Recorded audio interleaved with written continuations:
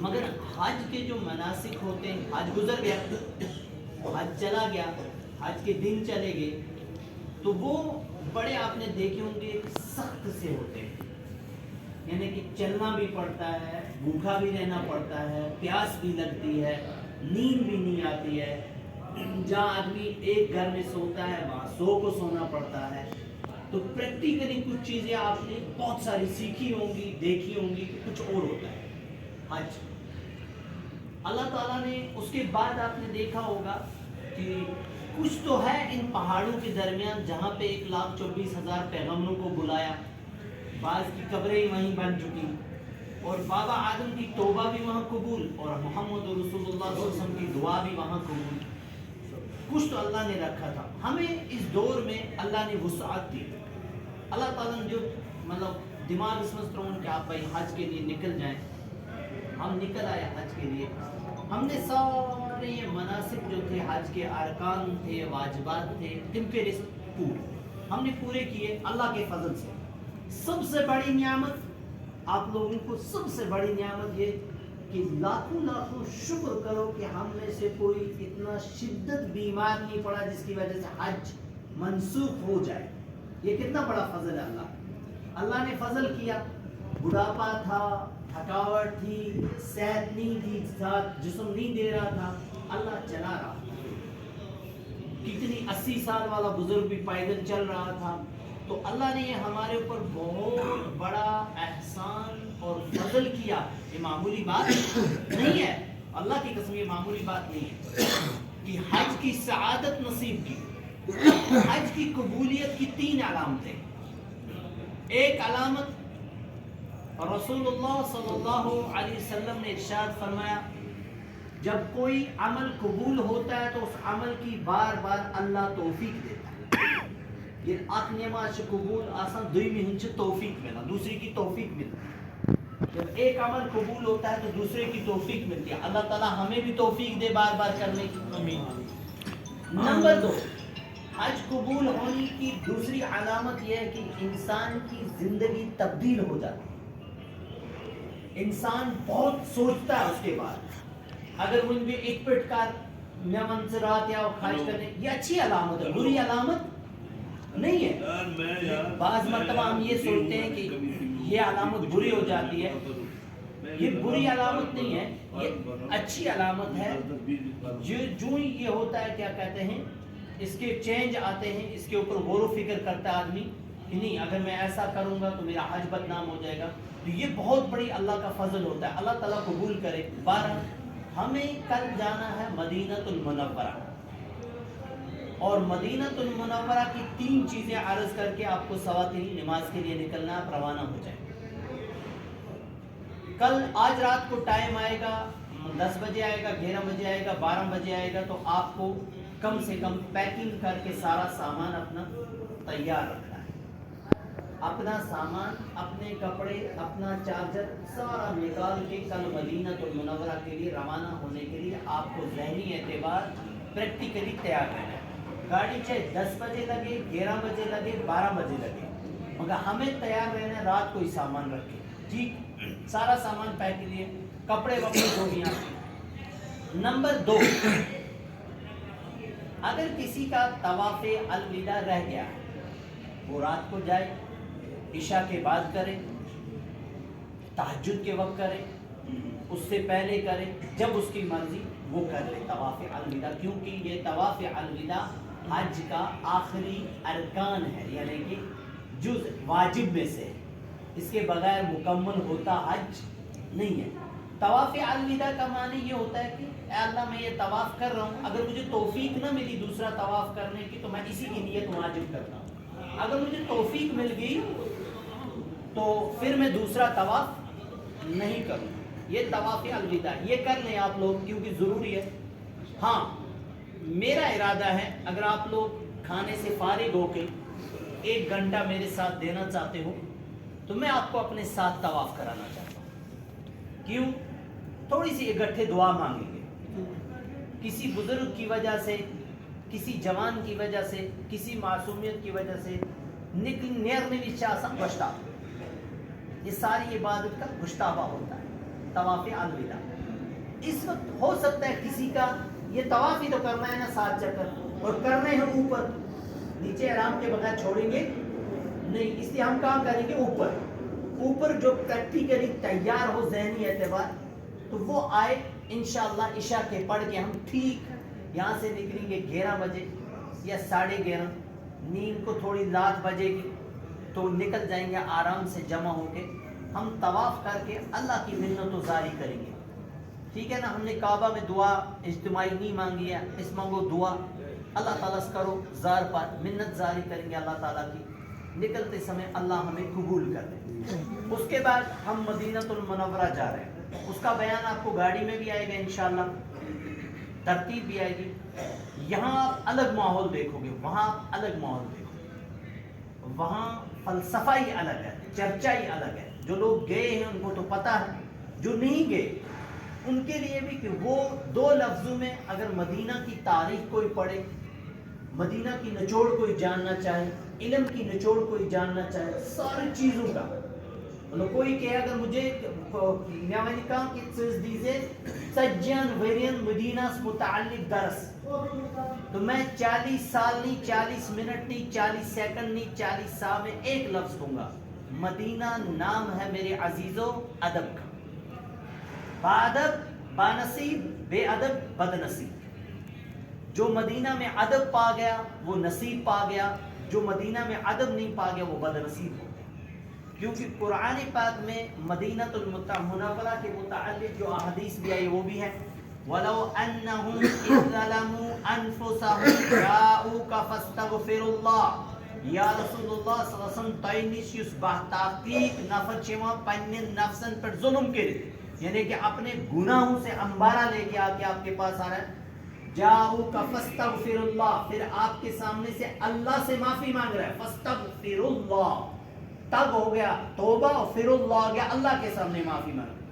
واستغفر لهم الرسول, قرآن کہہ رہا ہے پھر میں آپ کے ذریعے سے نہیں ہے, واستغفر اللہ نے رسول کے ذریعے سے, واستغفر اللہ للرسول لوجد اللہ توابا رحیم, ان کی توبہ قبول کر لیتا ہوں. نمبر 1. نمبر 2, فرمو جناب محمد رسول اللہ صلی اللہ علیہ وسلم و ارشاد, جس مدینۃ المنورہ مز آؤ, ریاض الجنہ میں آپ کی پرمیشن بھی نکلی ہوگی.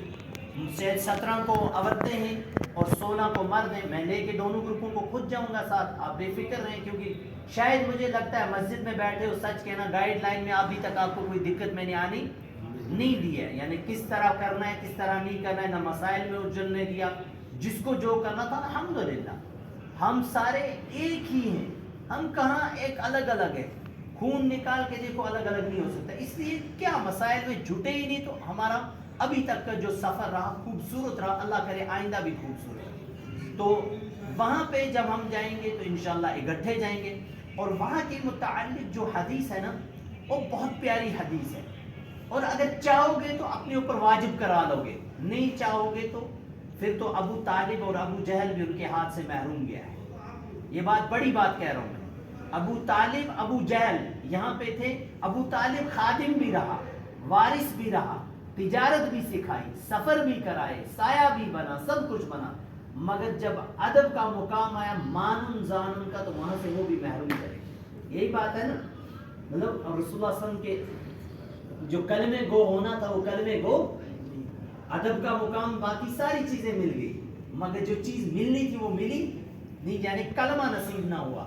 اسی لیے رسول اللہ صلی اللہ علیہ وسلم نے فرمایا سب سے کم عذاب اگر ہوگا وہ ہوگا ابو طالب کو, یعنی کہ جوتے کے جو جوتے ہوں گے وہ آگ کے ہوں گے, سب سے کم عذاب مانا. اللہ ہمیں محفوظ فرمائے, اور اللہ اپنے فضل و کرم سے رسول نازل سے ان کی شفاعت نصیب. اور جو مدینہ کے متعلق ریاض الجنہ کے متعلق ہے, وہاں جا کے کلمہ شہادت پڑھ کے ایمان کی تصدیق کرنے کے متعلق ہے میرے عزیزوں.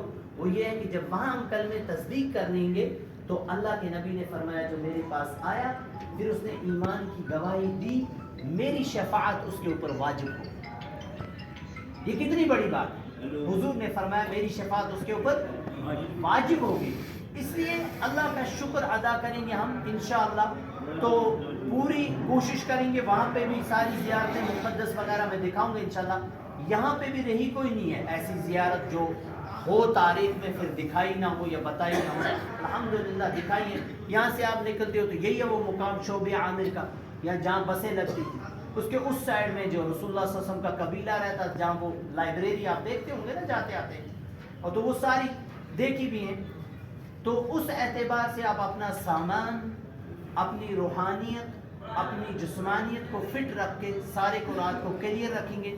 صبح جب بھی آپ کو بولا جائے گا سامان اتاریں، تب ہم سامان اتارنے کے لیے تیار رہنے چاہیے. ایک اور چیز ہے، میں پھر دوہراؤں گا وہاں پہ. واپسی پہ بہت سارے لوگوں کے دماغ میں یہ کہ اس ہموں کے ساتھ دہلی سیکٹر سے نگر کیا چیز سامان، یہ بڑی بات میں نے پرسوں سنی. آپ بے فکر رہا کریں. کوئی بھی آدمی جب کوئی کام کرتا ہے تو اس کو پتا ہوتا ہے میری اگلی منزل کیا ہے، میں کیسے اس کو ہینڈل کروں. چونکہ پہلے سامان خریدتے تھے، پہلے فلائٹیں سامان دیتی تھی، خرید لیتے تھے. آج فلائٹیں سامان دیتی نہیں ہے. اس سے بھی ایزی وے آؤٹ نکلا ہوا ہے، حل نکلا، اور میں کرتا ہوں. کسی کو اچھا لگے یا نہ لگے، کر سکے نہ کر سکے الگ سوال ہے. اس کا حل یہ بھائی، آپ ایک بیگ اپنا 15 کلو بنا لیں، لیگیج بڑا والا. ایک بیگ 7 کلو اٹھانے والا، اس میں 8 بھی ہوں گے چلتا ہے، مگر 9-10 نہیں چلے گا کیونکہ تولتے ہیں جدہ ایئرپورٹ پہ. جدہ ایئرپورٹ پہ ہینڈ بیگ کا بھی وزن ہوتا ہے، یہ بات یاد رکھنا. میں نے پریکٹیکلی دیکھا ہے 10 مرتبہ. وہ کسی کا چھوٹ گیا تو چھوٹ گیا. میں تو کبھی کبھار ہم پانی لیتے ہیں ہاتھ میں، یہاں سے دلی تک چھوڑتے ہیں، دلی سے آگے نہیں چھوڑتے ہیں. تو جب ہمیں وہ پکڑا جاتا ہے تو مولی سب سے ٹراؤن، جب ہم پکڑے نہیں جاتے ہیں تو مولی سب سے دیکھو 3 ٹراؤن ہمیں آتا ہے. وہ خود اس سے پانے، وہ تو اس سے پانے، وہ نہیں چلتا ہے. اس میں یہ ہوتا ہے بھائی اس پہ کبھی چھوڑیں گے کبھی نہیں چھوڑیں گے، لہٰذا بہتر اس میں ڈالو ہی مت، ایشو ہی مت بناؤ اپنے لیے. لیکوڈ کوئی چیز ہینڈ بیگ میں نہیں جاتی ہے، زیتون تک نکال دیتے ہیں.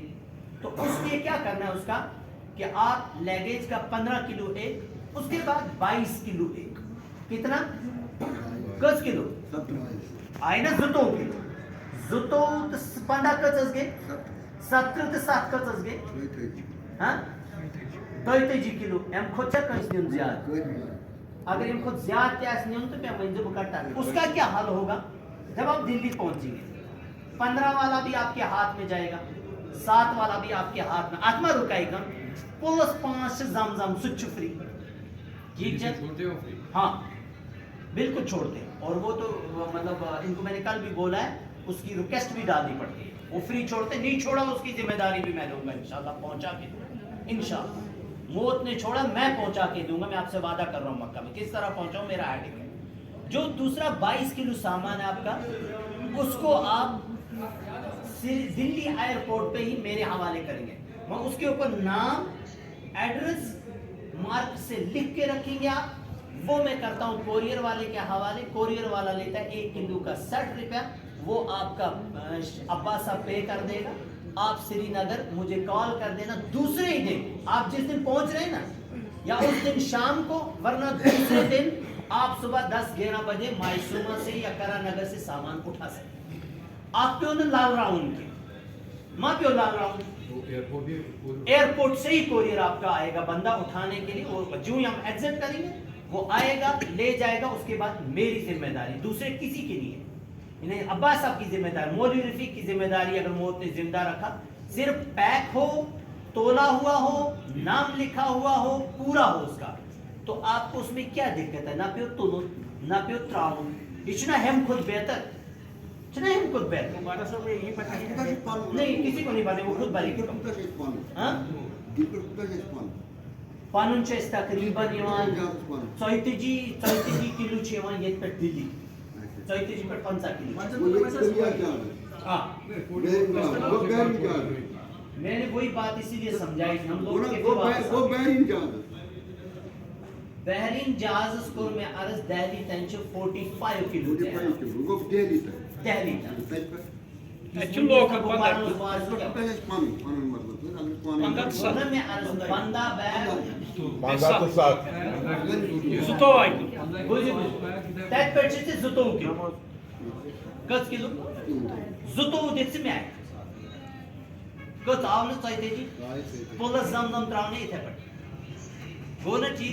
بہرحال یہ ترتیب بھی یاد، میں پھر سمجھاؤں گا سفر میں.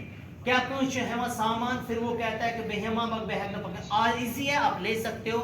وہی چیزیں ضرورت کی لے لو جو شرعی اعتبار سے کھجور لینے ہیں، زمزم لینا ہے. ہاں میں نے سنا ہے کہ زمزم کو نکالتے ہیں کاٹ کے. کل وقار صاحب کیا اس نے بھی یہی بات بولی کہ اس کو کھولا جاتا ہے نکالتے ہیں. ہاں جو گفٹڈ زمزم چھوٹی بوتلیں ہیں، چھوٹی بوتلیں جو آپ کو حرم میں دی ہوگی کبھی، وہ اگر آپ 2-4 رکھو گے الگ الگ بریف کیس میں کونوں پہ، مگر اوپر سے اس کو نکالیں گے. گفٹڈ 2-4 30-40 نہیں، ٹھیک ہے نا. یہ وہی بات آتی ہے کبھی چھوڑ دیتے ہیں سے مہینے کی تراؤنے نا، اب نہیں چھوٹا تو کیا کہتے ہیں سے مہینے تراؤنے. اس لیے 2-4 نکل گیا تو میں پی لوں گا، نہیں نکلا تو آپ کسی کو گفٹ کر دیں. ٹھیک ہے نا. یہ میں تجربہ بیان کر رہا ہوں سال بھر کے ٹریڈ کا، پورے سال چلتے رہتے ہیں. ہم کیا کہنا ہے فن، یہ آپ کی ترتیب ہے. آپ مدینہ کی تیاری کریں، درود پاک کی کثرت کریں، 2 رکعت صلاۃ التوبہ پڑھ کے اللہ کے سامنے انفرادی دعا مانگیں. کنی ذنبیت میں بھی دعا کہ اللہ ہمارا حج قبول کر لے. ہم آپ کے سامنے توبہ کرتے ہیں، ہمیں جیسے کرنا آیا وہ ہوا ہے نا. سبحانک و ذکرناک حق ذکرک، یہ چون ذکر کرن اس کی توگ نا.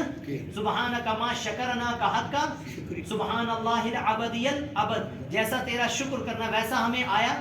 ہم تو چلے ہیں جس طرح بیڑوں کے اس نے چروائے نے چلایا، ہم ویسے چلے. لہذا قبول کرنے والی ذات اللہ کی ہے.